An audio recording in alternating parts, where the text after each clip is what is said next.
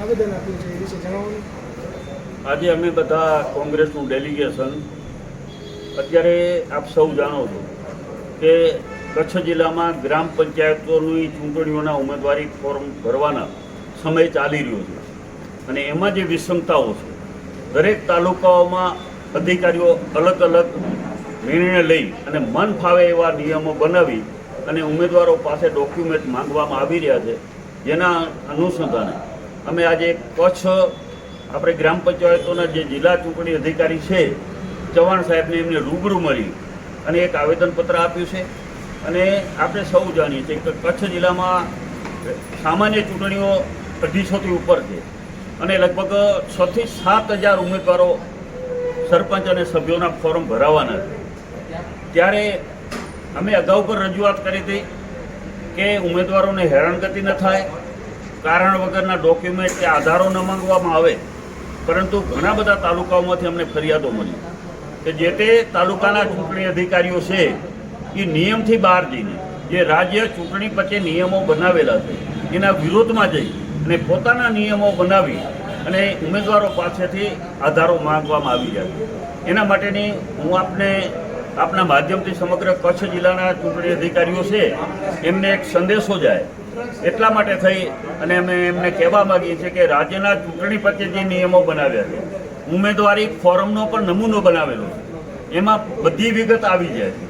ઉમેદવારી ફોર્મ ભર્યામાં ક્યાંય લખેલું નથી કે ઉમેદવારે એનું ચૂંટણી કાર્ડ, આધાર કાર્ડ કે બીજા આધારો, રાશન કાર્ડ, આવા આધારો ઘણા ચૂંટણી અધિકારીઓ માંગે છે. નિયમ મુજબ મતદાર યાદીમાં એનું નામ હોવું જોઈએ. કોઈ એવો નિયમ નથી કે એમાં ચૂંટણી કાર્ડ કે આધાર કાર્ડ કે રાશન કાર્ડ જોઈએ, પણ ઘણા ચૂંટણી અધિકારીઓ આગ્રહ રાખે. તો અમે આ વાત સાહેબને કહી અને આ આધારો છે એ નિયમથી વિરોધના માંગવાના છે. કોઈ એવા આધારની જરૂરિયાત નથી અને ઉમેદવારો એક ભય અને ડર ફેલાય કે મારું ઉમેદવારી ફોર્મ ક્યાંક રદ થઈ જશે તો, એટલે બિચારા શું કરે, એને ગમે એમ કરીને જે માંગે એ આપવું પડે. પણ નિયમ બહાર કોઈ અધિકારીને આવા આધારો માંગવાનો અધિકાર નથી. એક વાત અમારી મુદ્દો આ હતો.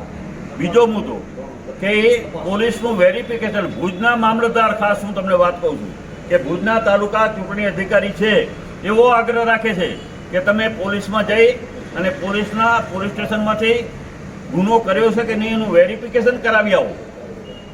ઉમેદવારી ફોર્મમાં જ આ નમૂનો છે, એને ઉમેદવારે ઇકરાર કરવાનો છે કે મારા ઉપર આ ગુના થયા હોય તો ગુનો લખવાનો છે, ગુના નંબર લખવાનો છે, સજા થઈ હોય તો સજા લખવાની છે, એને જામીન મળ્યા છે તો જામીનની પણ એમાં લખવાનું છે. આમાં ઉમેદવારી ફોર્મમાં આવી જ જાય છે. પોતે ઉમેદવાર એકરાર કરે છે અને ખોટી માહિતી આપવી તો ઓટોમેટિક ગુનો બને છે અને એનું ઉમેદવારી ફોર્મ કદાચ ચૂંટાઈ જાય તો પણ રદ થાય. એટલે ખાલી માત્ર એને એકરાર કરવાનો છે ગુનાઓની વિગતનો.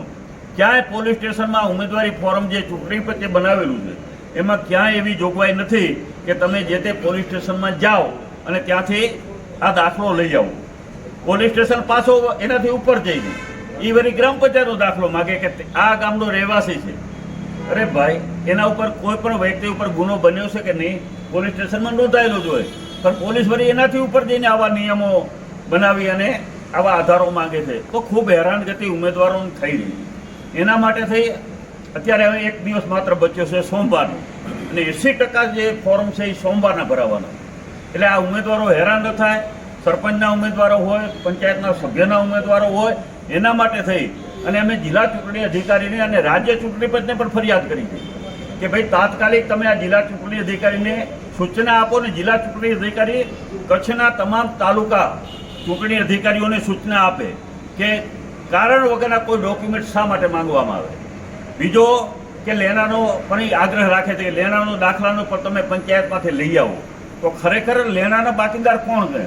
મારા ઉપર હું પંચાયતમાંથી લઈ આવીશ પણ મારું બેંકમાં લેણું હશે, કોઈ સહકારી મંડળીનું લેણું હશે, કોઈ પીજીવીસીનું લેણું હશે કે બીજા કોઈ સરકારી લેણા હશે તો એ પંચાયતનો આગ્રહ રાખે પંચાયતમાં દાખલો લઈ આવો.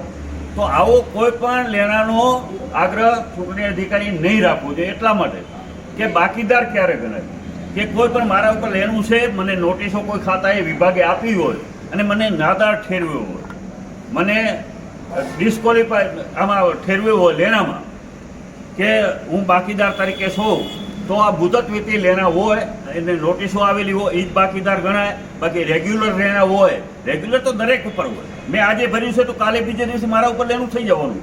તો આ પણ એક આગ્રહ એનો જે છે એ ખરેખર હકીકતમાં ખોટો છે. ત્રીજો દાખલો કે ભાઈ તમારે બાળકોનો કે બાળકો કેટલા છે તો બાળકોની તારીખ, જન્મ તારીખ લખવાની હોય છે ફાર્મ. માની લો મેં ખોટી માહિતી આપી છે અથવા તો કોઈ વાંધો લીધો છે ત્યારે જ ત્રીજા બાળકની તારીખ માટેનો આધાર માંગી શકાય. અત્યારે તો ઘણા ચૂંટણી અધિકારીઓ એમ કહે છે કે તમે લિવિંગ સર્ટિફિકેટ સ્કૂલના લિવિંગ સર્ટિફિકેટ રજૂ કરો કે ના ઉમેદવારના.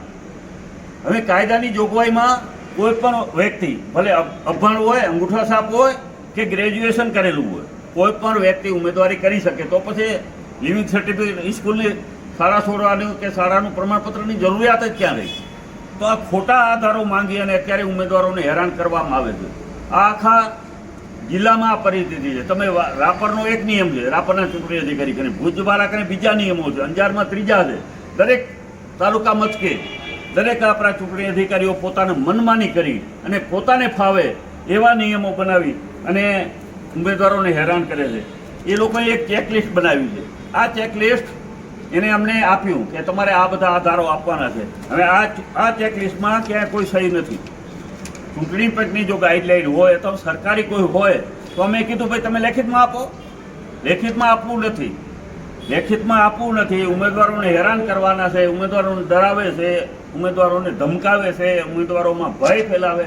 એટલે અમે કહેવા માગીએ છીએ જિલ્લા ચૂંટણી અધિકારી સાહેબને આજે આ એટલા માટે અમે આવ્યા કે આ ઉમેદવારોમાં ઉપરથી ડર અને ભય દૂર થાય